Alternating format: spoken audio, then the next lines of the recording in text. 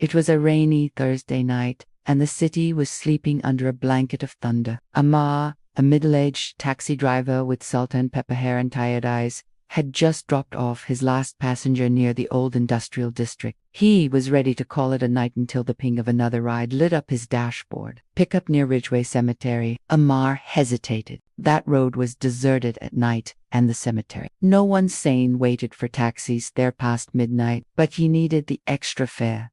He turned the meter on, sighed, and drove. At the entrance, a figure stood completely still in the downpour. No address, just a direction, eerily so.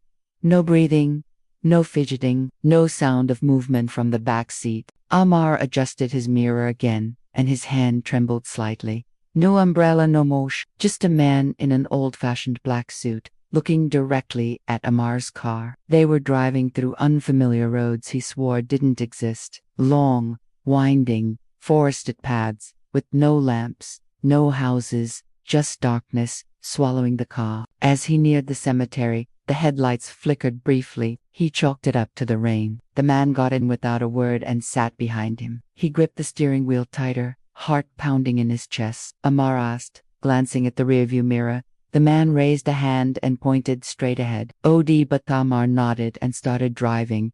It looked abandoned, rotting wood, shattered windows, a rusted gate that creaked in the wind. The ride was silent. The man had no reflection. But you shouldn't have taken this road. Look back. The man was there, plain as day, pale skin. He scrambled out of the car, heart racing, shouting, "Hey, where'd you go?" Dark circles under his eyes. But in the mirror nothing. Amar blinked. His throat dried. You okay back there?" he asked, forcing a nervous laugh. No reply. Then Amar noticed something even stranger. The street signs, they were gone. Every familiar landmark had vanished. The GPS, static. The map, blank. The air in the cab turned cold. His breath fogged up the glass. Suddenly, the man leaned forward and whispered in a hoarse voice. The car's meter still ran, and the last fare showed. "We're almost there." Amar jumped. "Look, man, I don't know what kind of prank this is." The man raised a hand. "Stop here." They were in front of a decrepit, crumbling house, hidden deep in the woods. The man stepped out of the car slowly. Then he turned back. "You're the first one who's made it this far," he said, almost smiling.